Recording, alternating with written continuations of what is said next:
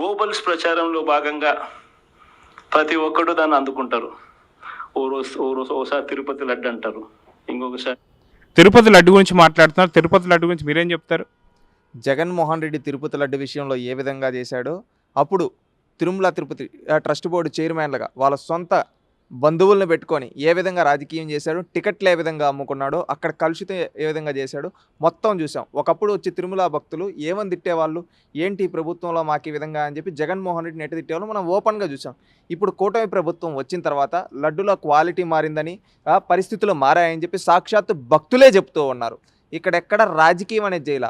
ఆ రోజు చంద్రబాబు నాయుడు గారు కూడా తనకు వచ్చిన రిపోర్ట్ని తాను ఒక భక్తుడిగా ప్రజల ముందు పెట్టాడు. ఒక బాధ్యత గల ముఖ్యమంత్రిగా నీకు చిత్తశుద్ధునుంటే దానిపైన అప్పుడు మీ హయాంలోనే కదా, మీరే కదా కాంట్రాక్ట్ ఇచ్చింది, దాని గురించి అప్పుడు కనీసం పట్టించుకోలేదు కాబట్టే కదా ఈరోజు ఈ విషయం వచ్చింది. ఆ రోజు నీ తప్పిదాన్ని ప్రజల ముందు పెట్టారు, ప్రజలందరి ముందు పెట్టి నువ్వు చేసిన తప్పులను చూపిస్తూ ఉన్నారు. ఎందుకంటే ఈరోజు ప్రజలు అధికారాన్ని ఇచ్చింది మాకు మంచి చేయండి, గత ప్రభుత్వం చేసిన తప్పుల్ని ఎత్తి చూపించి వాళ్ళని శిక్షించండి అన్నారు. ఆ విధంగా ఈరోజు తప్పు చేసిన అధికారులను శిక్షిస్తూ ఉన్నారు. ఎవరైతే తప్పు చేశారో అది ప్రజల ముందు పెట్టి వీళ్ళు తప్పు చేశారు అందుకు వీళ్ళకి శిక్ష అని చెప్పి ప్రజల ముందు నిలబెడుతూ ఉన్నారు. దానికి తగ్గట్టుగా మంచి రీఫార్మ్స్ తీసుకొని వస్తూ వెళ్తూ ఉన్నారు. ఈరోజు తిరుమల లడ్డులో క్వాలిటీ పెరిగింది, భక్తులకి ఏవేవైతే సౌకర్యాలు అన్ని సౌకర్యాలు కల్పిస్తున్నారు. ఇప్పుడు కొత్తగా నిన్నే బీఆర్ నాయుడు గారు ఒక డెసిషన్ తీసుకున్నారు, ప్రతి టీటీడీ ఉద్యోగికి ఒక నేమ్ బ్యాడ్జ్ ఇచ్చి. అదేంటంటే ఆ నేమ్ బ్యాడ్జ్ అనేది ఎవరైనా ఇవాళతో దురుసుగా ప్రవర్తించినా, ఎవరన్నా తప్పులు చేస్తూ ఉన్నా వాళ్ళని కఠినంగా శిక్షించడానికి ఇది తోడ్పడుతుందని చెప్పి భావిస్తూ ఈ విధంగా రీఫార్మ్స్ అనేది తీసుకొని వస్తున్నారు తిరుమల తిరుపతి దేవస్థానం. భక్తులందరూ ఇప్పుడు చాలా ఆనందంగా వచ్చి దేవుణ్ణి మనస్ఫూర్తిగా దర్శించుకుంటూ ఉన్నారు. ఒకప్పుడు దర్శనానికి వస్తే కనీసం అక్కడ పడ్డ కష్టాలను చూసి వాళ్ళు తిట్టుకునే, కనీసం మనశ్శాంతి లేకుండా వాళ్ళు ఎట్టబడితే అట్ట ప్రభుత్వాన్ని తిట్టేవాళ్ళు చూసాం. ఇప్పుడు ఏంటంటే మనశ్శాంతిగా దేవుడి దగ్గరికి వచ్చి దేవుణ్ణి మనస్ఫూర్తిగా దర్శించుకుంటూ ఉన్నారు. అంటే ఇంకొక నెలలో వాళ్ళు చేసినటువంటి ఒక కుట్రదో చెప్తున్నారు, అది కూడా చూద్దాం. ఒకసారి జూన్లో ఋషికొండ భవనాలు అన్నారు, తానే ఒప్పుకుంటున్నారు జూన్లో ఋషికొండ భవనాలు అని చెప్పి. దాని గురించి మీరేం చెప్తారు?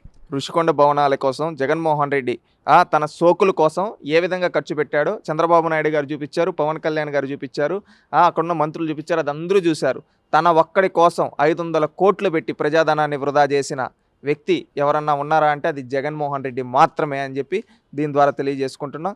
ఖచ్చితంగా ఎందుకంటే అధికారం ఇస్తే ఏ విధంగా దోచుకోవచ్చు జగన్మోహన్ రెడ్డి ఆ ఋషికొండ భవనం ద్వారా చూపించాడు. అందుకని ఏంటంటే భవిష్యత్తులో దానికి తగిన భారీ మూల్యం జగన్మోహన్ రెడ్డి చెల్లించుకుంటాడు. ఇంకొకటి చూద్దాం. జూలైలో శ్వేతపత్రాలు మదనపల్లి ఫైల్స్ అన్నారు. శ్వేతపత్రాలు కావచ్చు, మదనపల్లి ఫైల్స్ కావచ్చు, పెద్దరెడ్డి చేసినటువంటి అక్రమాలు కావచ్చు, కుట్రలు కావచ్చు, దీని గురించి తానే ఒప్పుకుంటున్నారు. తనకు సంబంధించినటువంటి హయాంలో ఏమేమి చేశారో చెప్తున్నారు. దీని గురించి మీరేం చెప్తారు? ఒకప్పుడు జగన్మోహన్ రెడ్డి చేసిన తప్పిదాలని అన్నిటినీ శ్వేతపత్రాల రూపంలో ప్రజల ముందు పెట్టడం జరిగింది. కూటమి ప్రభుత్వం ఒకటే చెప్పింది ఎన్నికలకు ముందు కూడా, ప్రజారంజక పాలన అందిస్తాం, ప్రజలందరికీ అనువైన పాలన అందిస్తామని చెప్పి. ఆ విధంగా పాలనలోకి వచ్చిన తర్వాత గత ప్రభుత్వం చేసిన అరాచకాలన్నింటినీ ప్రజల ముందు శ్వేతపత్రం రూపంలో క్లారిటీగా పెట్టడం జరిగింది. కనీసం జగన్మోహన్ రెడ్డి గారి దగ్గర ఉండే 11 మంది ఎమ్మెల్యేలు కానీ, జగన్మోహన్ రెడ్డి పార్టీలో ఉండే మాజీ ఎవ్వరు ఆ శ్వేతపత్రాలపైన కనీసం మాట్లాడలేదంటే దాన్ని బట్టి అర్థం చేసుకోండి వాళ్ళు ఏ విధంగా తప్పులు చేశారు. మదనపల్లి ఫైల్స్ జగన్మోహన్ రెడ్డి ఏ విధంగా భూ ఆక్రమణలు చేశాడు, ఏ విధంగా దోచుకున్నాడు, అసైన్డ్ భూములు కావచ్చు, పేదవాళ్ళ భూములు కావచ్చు అనేది ఈరోజు క్లారిటీగా తెలుస్తుంది. ఈరోజు రెవెన్యూ సదస్సులు పెడితే దాదాపుగా తండోపతండాలుగా ఈరోజు వచ్చి ప్రజలు కంప్లైంట్స్ ఇస్తున్నారు. దాదాపుగా 150,000కు పైగా కంప్లైంట్స్ వచ్చాయంటే ఓన్లీ రెవెన్యూ పైనే. దీన్ని బట్టి అర్థం చేసుకోవచ్చు జగన్మోహన్ రెడ్డి ప్రజల్ని ఏ విధంగా పట్టి పీడించాడో అని. అయితే దీనికి సంబంధం చూసుకుంటే మనము ఓన్లీ టీడీపీ, జనసేన వీళ్ళు కాకుండా డైరెక్ట్గా వైసీపీకి సంబంధించిన పార్టీ నేతల దగ్గర కూడా చాలామంది దగ్గర భూ ఆక్రమణలు జరిగాయని చెప్పి ఉంటున్నాం. సో వాళ్ళకి మన లేదు అని చెప్పి అనుకోవచ్చా? తప్పకుండా. ఎందుకంటే సొంత ఇంట్లో తల్లిని చెల్లినే పట్టించుకునే వ్యక్తి కార్యకర్తలనేం పట్టించుకుంటాడు? తన కిందుండే నాయకులు కూడా అలాంటి వాళ్ళే కదా. అందుకే వైసీపీ నాయకుల యొక్క భూములను కూడా వాళ్ళ పార్టీ నాయకులు ఎవరైతే పెద్ద స్థాయిలో ఉంటారో వాళ్ళు దోచుకున్నారు. ఈరోజు వచ్చి వాళ్ళు లోకేష్ గారి ప్రజా దర్బార్కి కావచ్చు, చంద్రబాబు నాయుడు గారి ప్రజా వేదికలకు కావచ్చు, రెవెన్యూ సదస్సులు ఎక్కడ పెడితే మంత్రులు అక్కడికి వచ్చి సమస్యలు చెప్పుకుంటున్నారు. ఇక్కడ కూటమి ప్రభుత్వం ఒకటే చెప్పింది, మేము కులం చూడం, మతం చూడం, ప్రాంతం అందరికీ న్యాయం చేస్తామని చెప్పి ఈరోజు ఆ సమస్యలన్నీ పరిష్కరిస్తూ ఉన్నారు. ఇంకొకటి ఏందో విందాం మనం. ఆగస్టులో ముంబై నటి, నా పేరేం పేరు, కాదాంబరి అన్నాడు.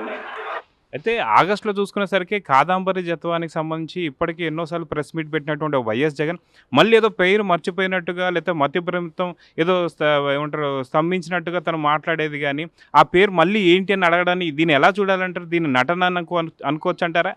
జగన్మోహన్ రెడ్డి పెద్ద నటుడు. జగన్మోహన్ రెడ్డి రాజకీయాలే కన్నా సినిమాల్లోకి వెళ్ళి ఉంటే ఖచ్చితంగా ఆస్కార్ అవార్డులు, ఫిలింఫేర్ అవార్డులు, నంది అవార్డులు, ఈ అవార్డులన్నీ వచ్చునుంటాయి. ఆయన బహుశా రాంగ్ స్టెప్ తీసుకున్నట్టున్నాడు కెరీర్లో, అందుకే ఫెయిల్ అయిపోయాడు. పొలిటికల్ లీడర్గా ఫెయిల్ అయిపోయాడు. ఇప్పుడు నటించి జనాలందరి ముందు ఒక పెద్ద కామెడియన్లా మిగిలిపోయాడు.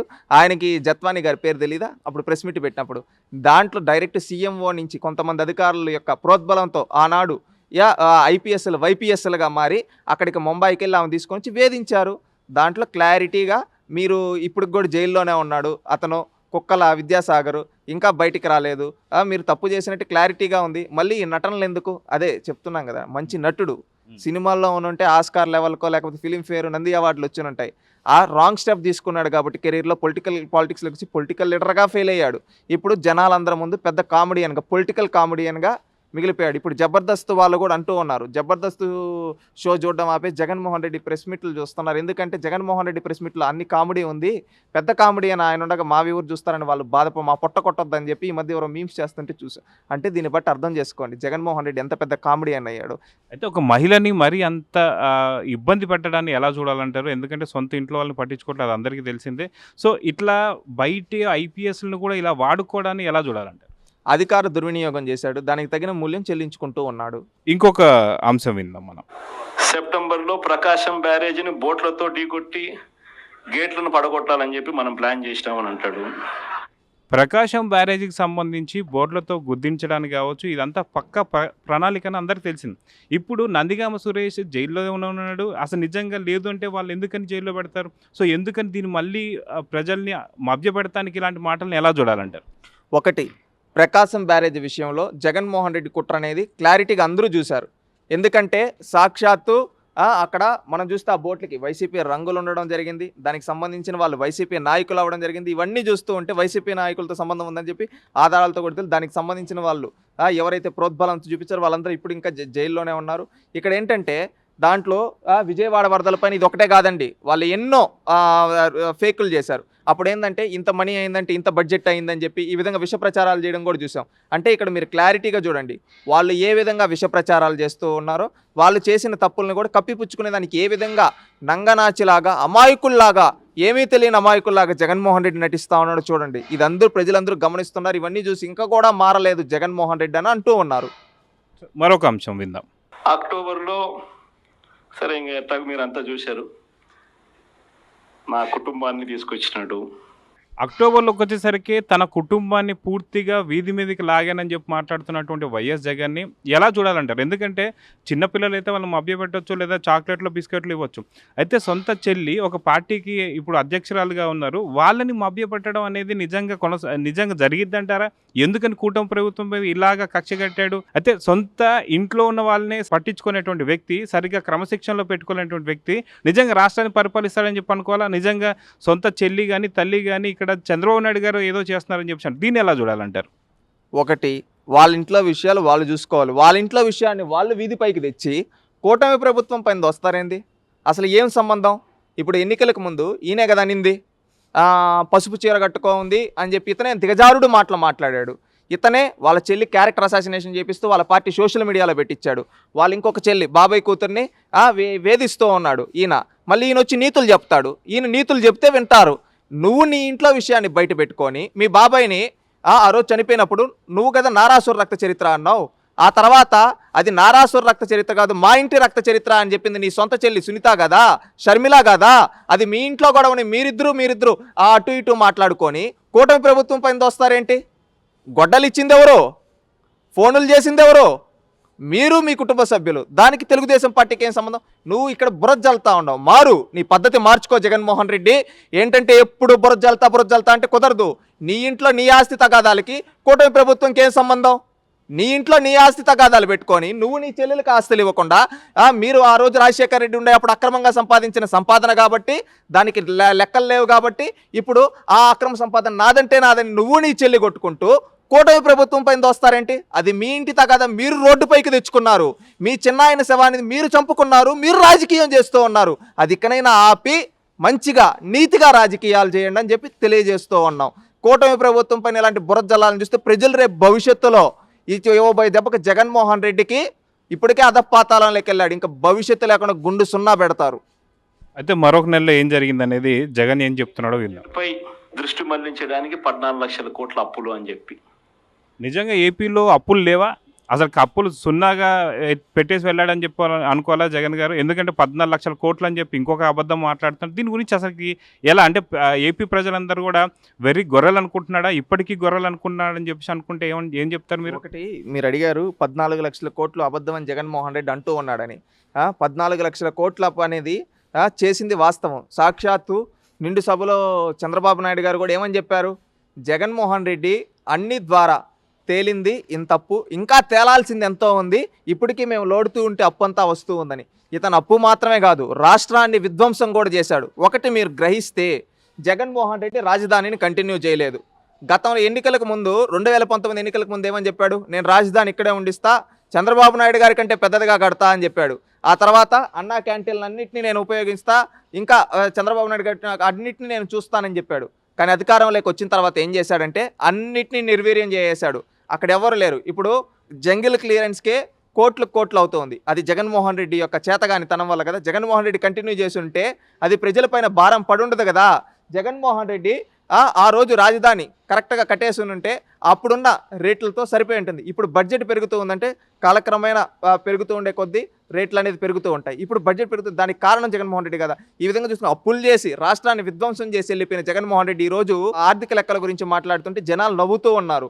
నీ చేతగానితనం వల్ల, నీ పరిపాలన తెలియకపోవడం వల్ల రాష్ట్రాన్ని విధ్వంసం గురి చేశావు. ఈరోజు చంద్రబాబు నాయుడు గారు అధికారంలోకి వచ్చిన తర్వాత అండి ఎంత కష్టపడుతూ ఉన్నాడు. రాత్రనక పగలనక ఎండనక వాననక నిరంతరం ప్రజల్లోనే ఉంటూ రాష్ట్రానికి ఆదాయ వనరులు సృష్టిస్తూ, పరిశ్రమలు తీసుకొని వస్తూ, యువతకు ఉపాధి ఉద్యోగ అవకాశాలు చూపిస్తూ, సంక్షేమ పథకాలు ఇస్తూ, ఈ విధంగా ఈ అప్పుని తగ్గిస్తూ, ఎందుకంటే అతను కట్టిన అప్పు చేసి వెళ్ళిపోయాడు. ఇప్పుడు దాన్ని కట్టాల్సిన దాన్ని తగ్గిస్తూ కట్టి వడ్డీలు కట్టి ఈ విధంగా కట్టుకుంటూ ఈ విధంగా రాష్ట్రంలో ప్రతి ఒక్కరికి సంక్షేమ అభివృద్ధి కార్యక్రమాలు చేస్తూ ముందుకెళ్తూ ఉన్నారు. కానీ ఈ జగన్మోహన్ రెడ్డి మళ్ళీ ఏమంటాడు? బురద జల్లుతాడు.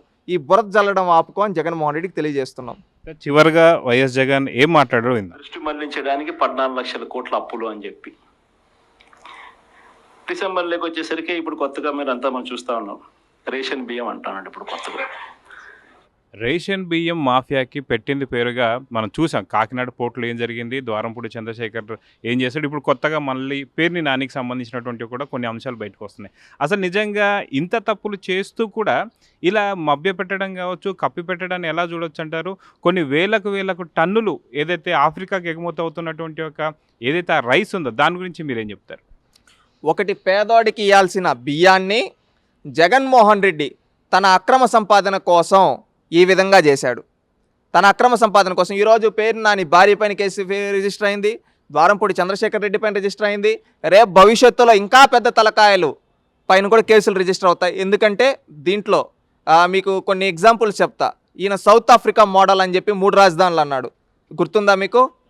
మనం అప్పుడంతా ఏంట్రా సౌత్ ఆఫ్రికా అంటున్నాడు అనుకుంటే, సౌత్ ఆఫ్రికా దేశానికి ఇతని దగ్గర బిజినెస్లు ఉన్నాయని మనకి ఇప్పుడే అర్థమైంది. మళ్ళీ ఇంకొకటి, పెద్దిరెడ్డి రామచంద్రారెడ్డి గారు ఎన్నికలకు ముందు ఓడిపోతామని తెలిసిన తర్వాత వాటన్నిటిని అక్కడికి పంపించిన తర్వాత మీరు చూస్తే సౌత్ ఆఫ్రికాకు పంపిస్తున్నాను అన్నాడు.